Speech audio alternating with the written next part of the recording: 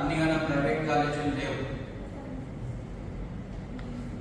మేము ప్రైవేట్ కాలేజీల విషయంలో వ్యతిరేకం కాదు.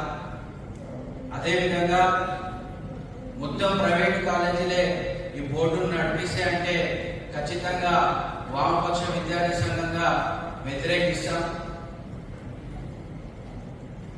ఒక్కసారి మనం పట్టున మా దగ్గరకు వచ్చినటువంటి పిల్లలకి ఏ స్కూల్లో ఏ కాలేజీలో చదివించాలి, మా పిల్లల్ని 10th అయిపోయింది అని అంటే మాకు చెప్పుకోవడానికి ఖచ్చితమైనటువంటి ఒక ప్రభుత్వ బోర్డ్ ఆఫ్ ఇంటర్మీడియట్ కాలేజీలు మండలాల వారిగా కానీ పట్టణాల వారే కానీ ఒక్కటి కూడా గుర్తురానటువంటి పరిస్థితి ఉంది అని అంటే ఇది ఖచ్చితంగా ప్రభుత్వం బోర్డ్ ఆఫ్ ఇంటర్మీడియట్ ఫెయిల్యూర్ అని మేము మా సంఘంగా భావించడం అనేది జరుగుతూ ఉంది.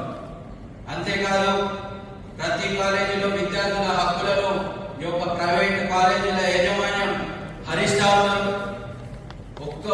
ఒక్క కాలేజీ కూడా పర్మిషన్ల విషయం మాట్లాడితే జనరల్ గా ఒక స్టూడెంట్ జాయిన్ అయిన వారికి తల్లిదండ్రులు చెప్పినట్టు మేనేజ్మెంట్ వింటాయి.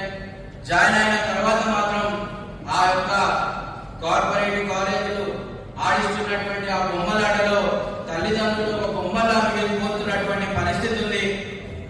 పోయి కాలేజీలలో ఫీజుల గురించే కానీ ఏదైనా సమస్య గురించి మేము మాట్లాడినప్పుడు మేము అధ్యయనం చేసింది సార్. ముఖ్యంగా ఐఐటి జేఈఈ మెయిన్స్ పెట్టుకుని పిల్లల్ని పొద్దున్న నుంచి సెమీ హాస్టల్ పెట్టుకుని 8 గంటల దాకా వాళ్ళకి ఎలాంటి బ్రేక్స్ అంటే ఒక 45 మినిట్స్ మొత్తం ఆ 8 గంటల 10-12 గంటల వ్యవధిలో 45 నుంచి గంటన్నర మాత్రమే వాళ్ళకి బ్రేక్స్ ఇవ్వడంతో పిల్లలు చాలా స్ట్రెస్ గా ఫీల్ అవుతున్నారు.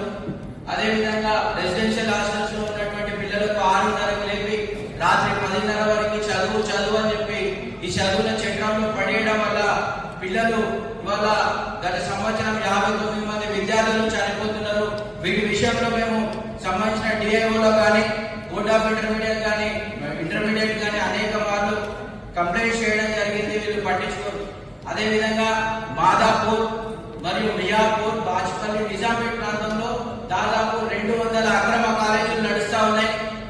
మాదాపూర్ కు సంబంధించి ఇక్కడే ఉన్నటువంటి డిఐఓ వెంకయ్యనాయుడు గారికి అనేక మార్లు కంప్లైంట్ చేస్తే ఆయన ఒక్కసారి కూడా వచ్చి ఇన్స్పెక్షన్ చేయలేదు. ఒక్కదాన్ని కూడా కనీసం వాటిని సీజ్ చేయడం కనీసం ఇన్స్పెక్షన్ కూడా చేయలేనటువంటి పరిస్థితి మేమైతే చూడలేదు.